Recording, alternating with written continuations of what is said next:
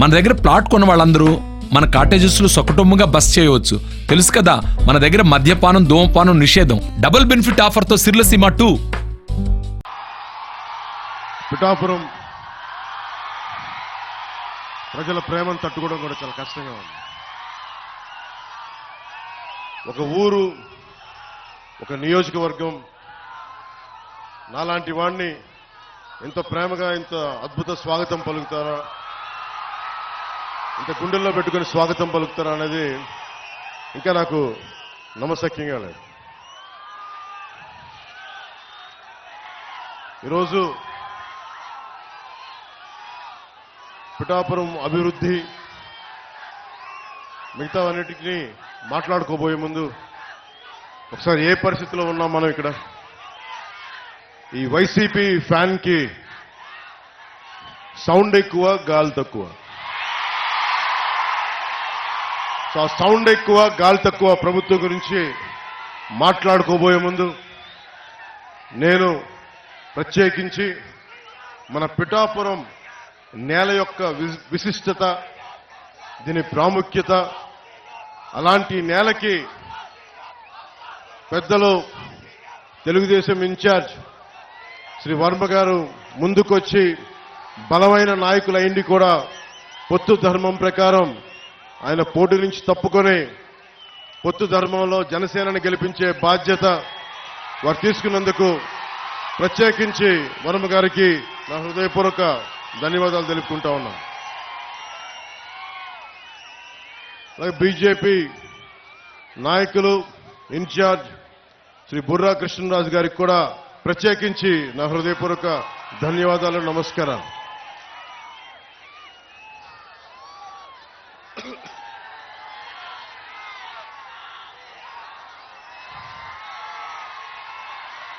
ఇది పిఠాపురం పోటీ చేయాలి అని నేను కల్లో కూడా ఊహించలేదు.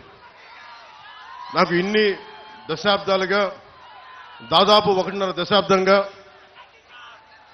సమస్యల మీద పనిచేసుకోవడం తెలుసు తప్ప నేను ఒక పోటీ చేయాలి, నేను ఒక నియోజకవర్గాన్ని ఎస్టాబ్లిష్ చేసుకోవాలి, స్థాపించుకోవాలి అన్న ఆలోచన నాకు రాలేదు.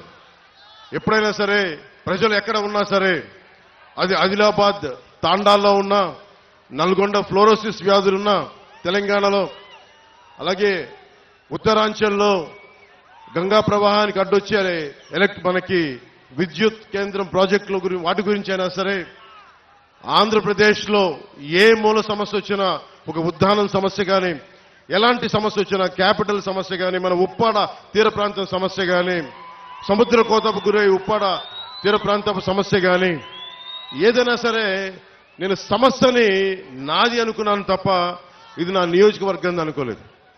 అలాంటిది నన్ను మీరందరూ కోరి 1,00,000 మెజారిటీతో గెలిపించకపోతే మాది పిఠాపురమే కాదు అని మీరందరూ మనస్ఫూర్తిగా, ప్రేమగా మీరు మాట చెప్పినందుకు నేను రుణగ్రస్తుని. మీకు నేను ఎక్కువ మాటలు చెప్పే వ్యక్తిని కాదు.